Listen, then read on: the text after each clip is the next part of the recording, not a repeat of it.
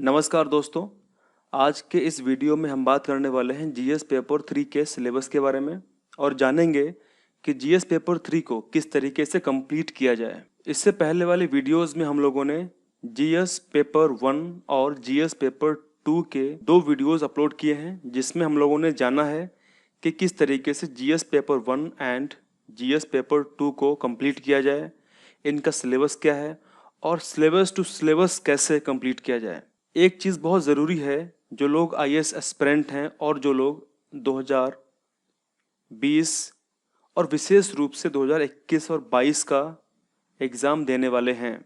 UPSC एक ocean है और मैं बोलता हूँ इट इज़ पैसिफिक ओशियन, एक प्रशांत महासागर है। लेकिन अगर आप यूपीएससी की तैयारी कर रहे हैं और आपने अगर कोताही बरती, यानी आपने सही तरीके से मेहनत नहीं करी, तो फिर आपके फेल होने के चांस बहुत ज़्यादा हैं। तो आज के वीडियो में हम जानेंगे किस तरीके से जीएस पेपर 3 को कंप्लीट किया जाए और एक बेस्ट स्ट्रेटजी क्या है कंप्लीट करने की। तो चलिए स्टार्ट करते हैं। सबसे इम्पोर्टेंट बात यह है कि जैसे आपके दिमाग में, जैसे आप जीएस पेपर 3 के बारे में सोचें, जैसा आप इस वक्त सोच रहे होंगे, तो आपके दिमाग में सबसे पहले ये कुछ कीवर्ड्स हैं जो आने चाहिए, क्योंकि इन कीवर्ड्स को आप इजीली अंडरस्टैंड कर पाएंगे, समझ जाएंगे, पहचान जाएंगे कि यार जीएस पेपर 3 की बात हो रही है। यानी सपोज अगर आप कोई भी न्यूज़पेपर पढ़ते हैं, चाहे वो हिंदी का हो या फिर इंग्लिश का हो। हिंदी का न्यूज़पेपर में दैनिक जागरण और जनसत्ता बहुत ही इम्पोर्टेंट न्यूज़पेपर है, और इंग्लिश के न्यूज़पेपर में द हिंदू या फिर इंडियन एक्सप्रेस, दोनों ही बेस्ट न्यूज़पेपर हैं। या फिर आप कोई भी बुक पढ़ते हैं जीएस की, जो साइंस एंड टेक हो या फिर इकोनॉमी की हो या फिर इन्वायरमेंट की हो, तो वहाँ पे अगर आपको एक कीवर्ड याद है, अगर आपको ये कीवर्ड याद है, तो आप तुरंत आइडिया लगा लेंगे कि यार ये चीज़ जीएस पेपर 3 को बिलोंग करती है। तो इससे क्या होगा, आप अपनी दिशा नहीं भूलेंगे, आप बिल्कुल डायरेक्शन वाइज चलेंगे, और यही अत्यंत इम्पॉर्टेंट है यूपीएससी की तैयारी में। 98% लोग ऐसा नहीं करते हैं, इसीलिए उनको बहुत डिफ़िकल्टी होती है, वो सही समय पर सिलेबस कंप्लीट नहीं कर पाते हैं। यूपीएससी ने पूरा क्लू दिया है अपने सिलेबस में। तो सबसे पहले आप यूपीएससी के सिलेबस को रटें, याद करें कि उसमें क्या क्या लिखा है। उसके बाद आप स्टैंडर्ड बुक्स को रीड करें। कुछ इम्पॉर्टेंट स्टैंडर्ड बुक्स हैं जिनको रीड करना बहुत ज़रूरी है, उनकी लिस्ट मैं नीचे दे दूंगा, उसको आप अमेज़ॉन पे इजीली परचेज कर सकते हैं। तो स्टार्ट करते हैं। जीएस पेपर 3 में technology, economic development, biodiversity, environment, security and disaster management, ये कीवर्ड है। यानी प्रौद्योगिकी, आर्थिक विकास, जैव विविधता, पर्यावरण, सुरक्षा तथा आपदा प्रबंधन, ये कीवर्ड हैं जो आपको याद करने हैं पेपर 3 में। अब जानते हैं कि इसके सिलेबस में क्या क्या डिफाइन है, क्या क्या मेंशन है। तो सबसे पहले हम बात करने वाले हैं इकोनॉमिक डेवलपमेंट की। इसमें Indian economy and issues relating to the planning, mobilisation of resources, growth, development and employment, इसमें भारतीय अर्थव्यवस्था तथा योजना, संसाधनों को जुटाने, प्रगति, विकास तथा रोजगार से संबंधित विषय आपसे मेंस में पूछे जाएंगे। Inclusive growth and issues arising from it, यानी समावेशी विकास तथा इससे उत्पन्न विषय। काफ़ी क्वेश्चंस यहाँ से पूछे गए हैं, किस तरीके से इंक्लूसिव ग्रोथ होती है इकोनॉमी की, और उससे जो इशूज अराइज होते हैं वो कौन कौन से इशूज हैं, कौन कौन से चैलेंजेस आते हैं। एक बहुत इंपॉर्टेंट बात यह है कि जितना सिलेबस आपके सामने यूपीएससी ने दिया है जीएस पेपर 3 की आज हम बात कर रहे हैं, इसको वर्ड टू वर्ड आप तैयार करेंगे। यानी Indian economy and issues relating to planning, इसका मतलब क्या है कि भारतीय अर्थव्यवस्था तथा योजना, प्लानिंग का मतलब योजना होता है, योजना से संबंधित विषय कौन कौन से हैं, आप इसको तैयार करेंगे। ओके, फिर नेक्स्ट है मोबिलाइजेशन ऑफ रिसोर्सेस, किस तरीके से संसाधनों को जुटाया जाता है। Growth, development and employment, growth का मतलब होता है विकास यानी प्रगति, और विकास तथा रोजगार से संबंधित विषय, किस तरीके से हमारी इकोनॉमी की ग्रोथ होती है, किस तरीके से डेवलपमेंट होता है, कौन कौन से चैलेंजेस डेवलपमेंट में आते हैं, एम्प्लॉयमेंट की कंडीशन क्या है, कौन कौन सी रिपोर्ट्स दी गई हैं एम्प्लॉयमेंट के ऊपर, अनएम्प्लॉयमेंट क्या है। तो आपको यहाँ से क्लू मिला है कि आप इनको अच्छी तरीके से तैयार करेंगे, इनके आप नोट्स बनाएंगे। कौन कौन सी अच्छी इकोनॉमिक की बुक्स हो सकती हैं उसकी लिस्ट नीचे मैं दे दूंगा, वहां से आप फाइंड कर सकते हैं। आगे बात करते हैं, गवर्नमेंट बजटिंग काफी इंपॉर्टेंट है, यानी सरकारी जो बजट है। देखिए, economic survey and budget, mains में यहां से क्वेश्चंस बहुत आते हैं, खासकर इकोनॉमिक सर्वे से।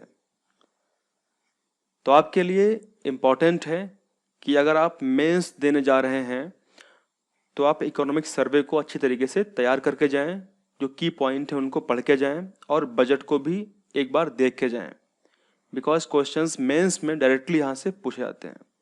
और वैसे भी इकोनॉमिक सर्वे और बजट प्रीलिम्स के लिहाज से भी काफ़ी इंपॉर्टेंट है। अगर आप एक्चुअली इकोनॉमिक्स को पढ़ना चाहते हैं तो उसके लिए कुछ इंपॉर्टेंट सोर्सेस पे आपको रिलाई होना पड़ेगा। उसके बाद जीएस पेपर 3 में इकोनॉमिक्स से इन्वॉल्व एक टॉपिक है, वो है एग्रीकल्चर। एग्रीकल्चर से प्रत्येक वर्ष प्रीलिम्स में एंड मेंस में क्वेश्चंस हमेशा आते हैं। तो कौन कौन से की पॉइंट्स हैं जो यूपीएससी ने दिए हैं वो आपको ध्यान में रखने हैं, जैसे मेजर क्रॉप्स यानी मुख्य फसलें, cropping patterns in various parts of the country, यानी देश के विभिन्न भागों में फसलों का पैटर्न क्या है, different types of irrigation and irrigation system, यानी सिंचाई के विभिन्न प्रकार एवं सिंचाई की प्रणाली क्या है, स्टोरेज भंडारण कैसे होता है, ट्रांसपोर्ट यानी परिवहन and marketing of agricultural produce and issues and related constraints, e technology in the aid of farmers, यानी कृषि का भंडारण, परिवहन तथा विपणन संबंधित विषय और बाधाएं, किसानों की सहायता के लिए ई प्रौद्योगिकी, काफ़ी इंपॉर्टेंट है पॉइंट ये कि किस तरीके से ई टेक्नोलॉजी से किसानों को हेल्प मिल सकती है और वो किस प्रकार की हेल्प होगी और वो कितने हद तक सही होगी कि जिससे किसानों को लाभ मिलेगा। जैसा हम जानते हैं कि हमारा country India, that is Bharat, कृषि आधारित देश है, क्योंकि इसमें जो मेजर पॉपुलेशन है, जो majority of population of India है, वो डिपेंड है एग्रीकल्चर पर, कृषि पे, खेती पे।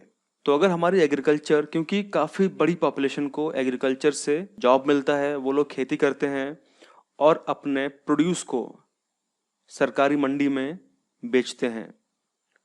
तो यहाँ पे कई क्वेश्चंस एग्जाम में पूछे जाते हैं कि जो किसान अपनी फसलों को मंडी में बेचते हैं उसका जो न्यूनतम समर्थन मूल्य है वो कितना होना चाहिए, और समय समय पर सरकार किसानों के लिए नई नई नीतियाँ लाती रहती है, वो कौन कौन सी नीतियाँ हैं, वहाँ से क्वेश्चंस मेंस में और प्रीलिम्स में आते रहते हैं। तो आपको ये पूरा कॉम्प्रिहेंसिव तरीके से प्रिपेयर करना है। Next, issues related to the direct and indirect form subsidies and minimum support price, यानी प्रत्यक्ष एवं अप्रत्यक्ष कृषि सहायता तथा न्यूनतम समर्थन मूल्य से संबंधित विषय। जैसा हमने अभी देखा था कि किस तरीके से, सबसे पहली बात तो ये है कि न्यूनतम समर्थन मूल्य क्या होता है, यानी मिनिमम सपोर्ट प्राइस क्या होती है, और किस तरीके से ये किसानों के लिए अत्यंत आवश्यक है। तो इन सभी मुद्दों पे आपको गहन अध्ययन करना है और नोट्स को तैयार करके रखना है। फॉर्म सब्सिडीज क्या होती हैं, etcetera. Next, public distribution system यानी PDS, objectives, functioning limitations, revamping, यानी जन वितरण प्रणाली उद्देश्य क्या है इसके, कार्य क्या है, सीमाएं और सुधार क्या हैं।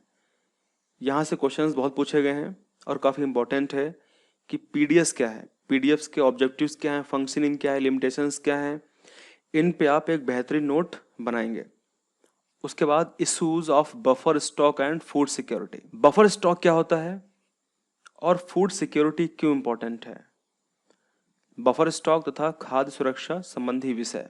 उसके बाद technology missions, economics of animal rearing, यानी प्रौद्योगिकी मिशन क्या है, पशुपालन संबंधी अर्थशास्त्र क्या है। Food processing and related industries in India, scope of significance, location, upstream and downstream, requirement, supply chain management, यानी भारत में खाद्य प्रसंस्करण एवं संबंधित उद्योग, कार्यक्षेत्र एवं महत्व, स्थान, ऊपरी और नीचे की अपेक्षाएं, आपूर्ति श्रृंखला प्रबंध। तो ये कुछ इंपॉर्टेंट विषय हैं जो आपको प्रिपेयर करने हैं। लैंड रिफॉर्म्स इन इंडिया, यानी भारत में भूमि सुधार क्या है। Effects of liberalisation on the economy, changes in the industrial policy and their effects on industrial growth, यानी उदारीकरण का अर्थव्यवस्था पर प्रभाव क्या पड़ता है। औद्योगिक नीति में परिवर्तन तथा औद्योगिक विकास पर इनका प्रभाव क्या होता है। यहाँ से आप क्वेश्चंस को प्रिपेयर करेंगे। आप लोग बताइए कि एलपीजी क्या है, व्हाट इज एलपीजी, और एलपीजी का हमारी इंडियन इकोनॉमी में क्या योगदान रहा है। क्या इंडिया को इससे बेनिफिट प्राप्त हुआ है या इंडिया को इससे कोई लॉस हुआ है या फिर इंडिया न्यूट्रल है। उसके बाद infrastructure, energy, ports, roads, airports, railways, यानी बुनियादी ढांचा, ऊर्जा, बंदरगाह, सड़क, विमानपत्तन, रेलवे आदि। चलिए आगे बात करते हैं। इन्वेस्टमेंट मॉडल्स कौन कौन से हो सकते हैं, यानी निवेश मॉडल क्या क्या हो सकते हैं। अब बात करते हैं हम लोग science and tech, environment and disaster management. जो टॉपिक्स इसमें दिए गए हैं उनसे क्वेश्चंस डायरेक्टली आते हैं, तो मैं चाहूंगा कि आप इन टॉपिक्स को डायरेक्टली प्रिपेयर करें जैसा यहाँ पे मेंशन किया गया है। तो सबसे पहले हम बात करते हैं साइंस एंड टेक्नोलॉजी की।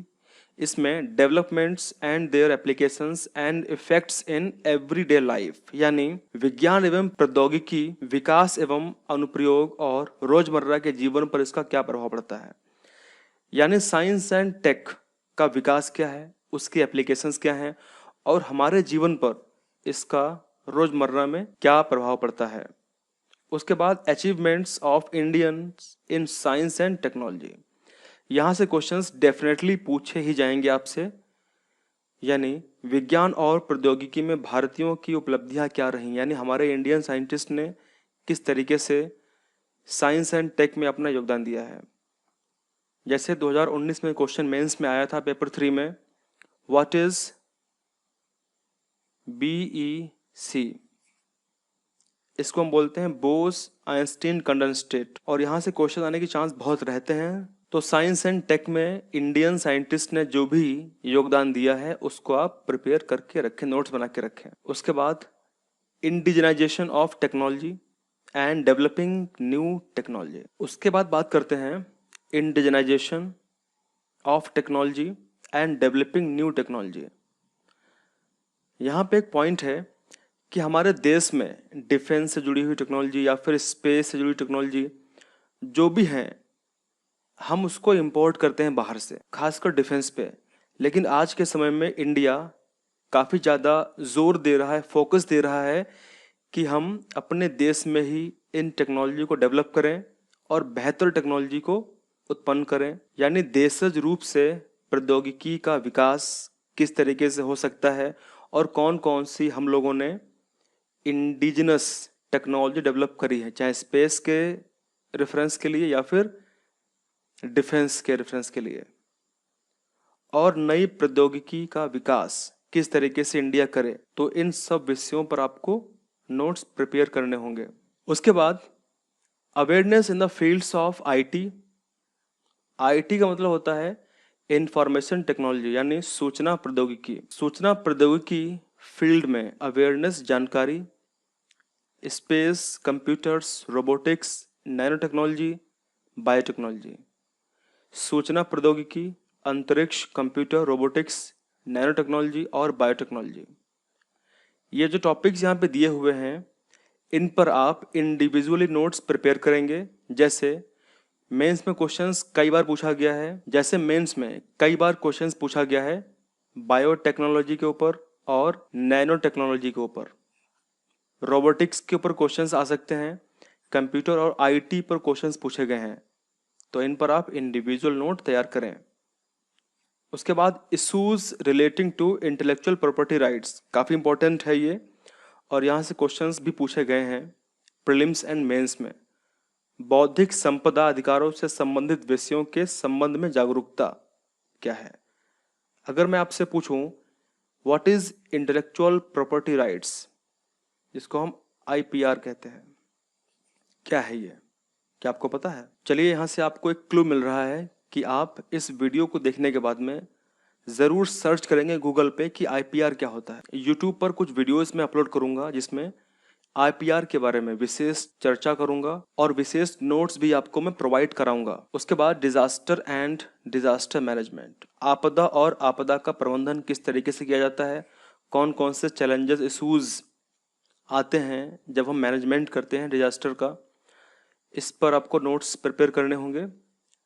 उसके बाद कंजर्वेशन यानी संरक्षण, इन्वायरमेंटल पोल्यूशन यानी पर्यावरण प्रदूषण, and degradation, environmental impact assessment यानी क्षरण, दैट मीन्स डिग्रेडेशन, और पर्यावरण प्रभाव का आकलन, किस तरीके से एनवायरमेंट का इम्पैक्ट का असेसमेंट किया जाता है। ये काफ़ी इंपॉर्टेंट टॉपिक है, यहाँ से क्वेश्चंस बहुत पूछे गए हैं प्रीलिम्स एंड मेंस में। अब बात करते हैं हम इंटरनल सिक्योरिटी की। इसमें जो सिलेबस दिया है यूपीएससी ने, that is linkage between development and spread of extremism, यानी विकास और फैलते उग्रवाद के बीच संबंध। एक्सट्रीमिज्म क्या होता है, किस तरीके से ये स्प्रेड होता है, इस पर क्वेश्चन डेफिनेटली पूछेंगे मेंस में। Role of external state and non state actors in creating challenges to internal security, काफ़ी इंपॉर्टेंट है ये सिक्योरिटी के लिहाज से।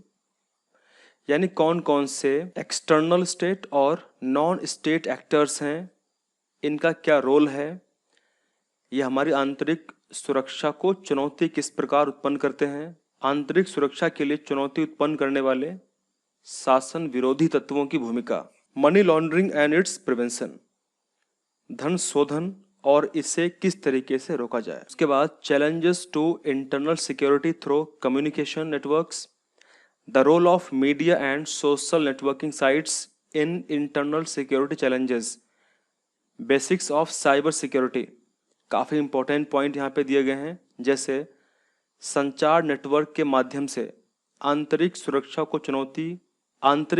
चुनौतियों में मीडिया और सामाजिक नेटवर्किंग साइटों की भूमिका किस प्रकार रही है और क्या एक्चुअल भूमिका निभाते हैं ये लोग। साइबर सुरक्षा की बुनियादी बातें कौन कौन सी हैं, क्या हमारे देश में लगातार साइबर क्राइम्स बढ़ रहे हैं और किस प्रकार के साइबर क्राइम्स को अंजाम दिया जा रहा है, इन सब पर आपको नोट्स प्रिपेयर करने हैं। कौन कौन से चैलेंजेस आते हैं हमारे इंटरनल सिक्योरिटी में इन सभी प्रकार के एक्टर्स से, चाहे वो कम्युनिकेशन नेटवर्क्स हों या फिर सोशल नेटवर्किंग साइट्स हों। Security challenges and there management in border areas, बहुत इंपॉर्टेंट है ये मेंस के लिहाज से विशेष रूप से, यानी सीमावर्ती क्षेत्रों में सुरक्षा चुनौतियां एवं उनका प्रबंधन किस तरीके से, कौन कौन सी सिक्योरिटी चैलेंजेस हैं बॉर्डर एरियाज में और किस तरीके से उनको टैकल किया जाए, कौन कौन सी, और उसका प्रबंधन कैसे किया जाए। Linkage of organised crime with terrorism, यानी किस तरीके से संगठित अपराध और आतंकवाद के बीच संबंध है, काफी इंपॉर्टेंट है ये। Various security forces and agencies and there mandate, विभिन्न सुरक्षा बल और संस्थाएं तथा उनके अधिदेश, काफी इंपॉर्टेंट। तो फ्रेंड, जीएस पेपर 3 को हमने कंप्लीट कर लिया है और पूरा सिलेबस हमने डिस्कस कर लिया है। आपके लिए कुछ नोट्स में दिए जा रहा हूं, जो जो पॉइंट यूपीएससी ने अपने सिलेबस में डिफाइन किए हैं, दिए हैं, जो भी हमने अभी पढ़े हैं, इन सब के ऊपर आप नोट्स प्रिपेयर करेंगे। ऐसा करने से क्या होगा, आप एक सही डायरेक्शन में जाएंगे आप डाइवर्ट नहीं होंगे और कम समय में आपके पास में पॉइंट टू पॉइंट नोट्स होंगे जिसको आप इजीली कम समय में प्रिपेयर कर लेंगे। तो आज के वीडियो में इतना ही। वीडियो देखने के लिए और अपना समय देने के लिए तहे दिल से धन्यवाद। Thank you very much.